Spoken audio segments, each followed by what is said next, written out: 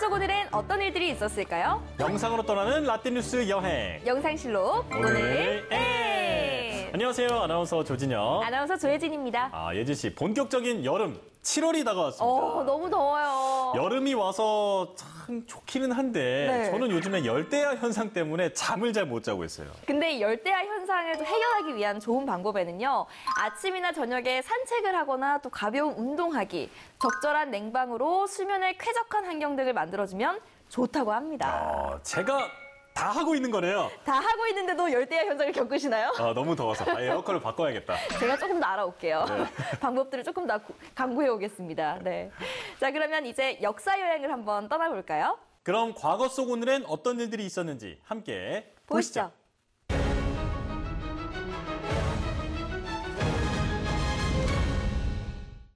2016년 7월 5일 저녁 8시 33분경 울산광역시 동구 동쪽해역 52km 지점에서 규모 5.0의 지진이 발생했습니다.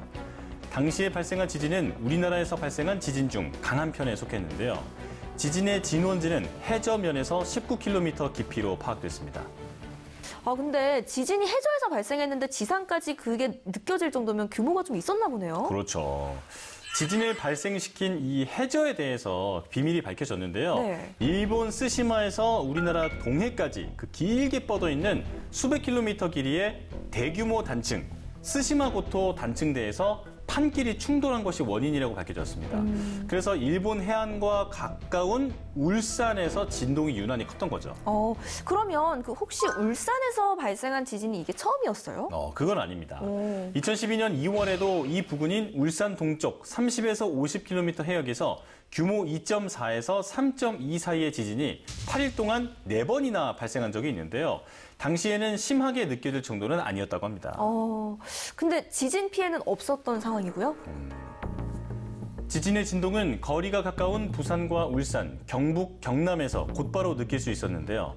또 지진 발생 이후 동래구 사직동에서 집이 흔들렸고 일반 상가 3층에서도 진동이 느껴졌습니다.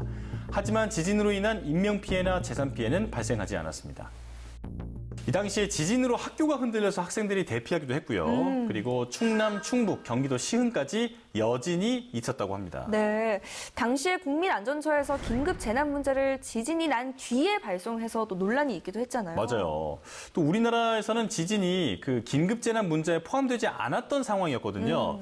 또 지진이 발생한 그 울산에만 재난 문자를 보내서 논란이 더 일기도 했습니다. 네. 그럼 이번엔 1962년으로 가보겠습니다. 1962년 7월 5일 아프리카 북서부 나라의 알제리가 프랑스의 식민지에서 독립했습니다. 프랑스는 1830년 알제리를 처음 침공했는데요. 이후 알제리를 프랑스 일부로 편입시켰으나 현지 주민에게 국민의 기본 권리인 참정권은 주어지지 않았습니다. 아니, 근데 다른 나라를 편입을 했으면 기본적인 권리는 또 보장을 해줘야 되는 거 아닌가요? 네.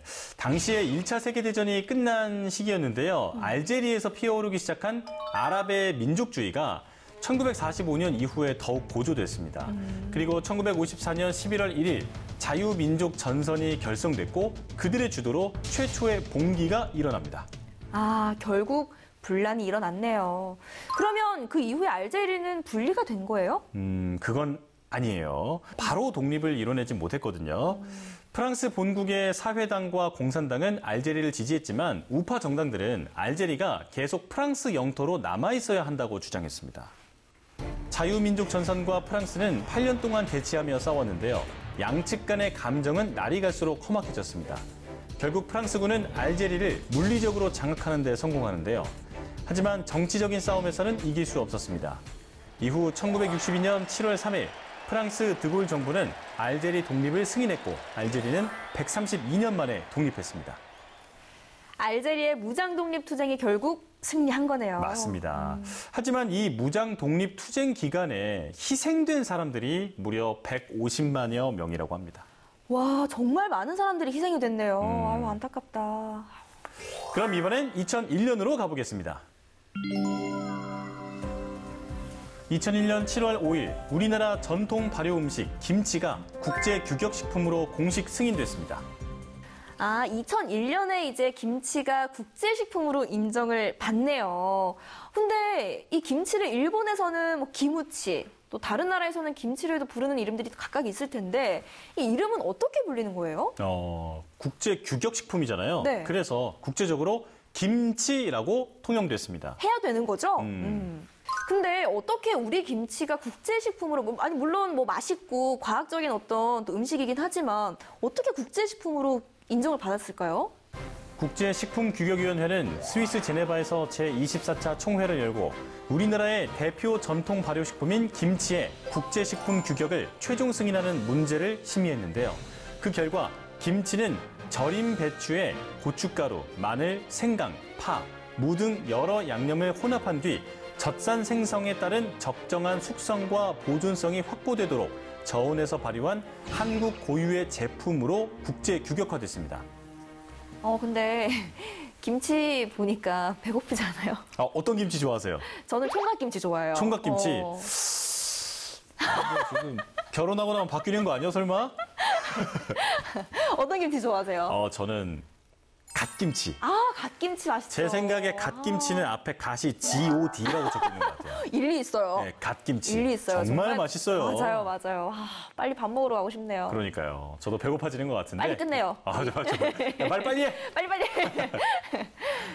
이 김치가 또 국제식품으로 승인이 됐으니까 우리나라 수출도 늘어나고 또 김치 시장도 활발하게 발전하게 되겠네요. 그렇죠. 우리나라 전체 농산물의 수출 5위가 김치라고 합니다. 그래요? 네. 근데 김치를 승인해준 국제식품규격위원회는 어떤 단체예요? 국제식품규격위원회는 식품 교역을 촉진하기 위해 국제적으로 적용되는 식품 규격을 제정하는 국제기구인데요. 이곳은 지난 1962년 유엔 식량농업기구와 세계보건기구가 공동 설립했고 회원국은 우리나라를 비롯해 모두 165개국이 가입해 있습니다. 그리고 이 밖에도 7월 5일의 또 다른 역사를 살펴보면요. 1976년 천호대로가 개통됐습니다. 서울 마장동과 천호동을 잇는 길이 9.4km의 천호대로는 천호대교, 군자교 등 3개의 교량과 1개의 고가 도로가 건설됐는데요. 총 76억 원의 공사비가 투입됐습니다. 이 천호대로에 있는 지하차도가 2020년 9월에 또 지상도로로 탈바꿈하면서 중앙버스 전용 차로도 생기고 또 깨끗해지기도 했잖아요. 앞으로 이 천호대로 주변이 더 좋은 환경이 됐으면 좋겠네요. 네. 자, 그런가 하면 1957년에는 한강 제3철교가 개통했는데요.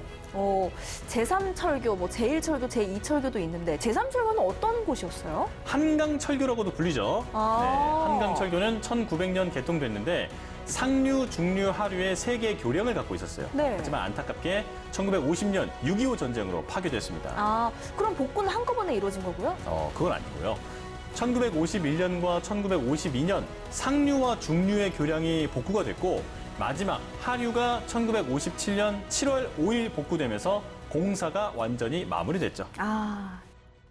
자, 오늘도 이렇게 힘차게 달려봤는데요. 영상실록으로 만나본 오늘의 과거. 그럼 다음 시간 더 알찬 이야기로 만나요.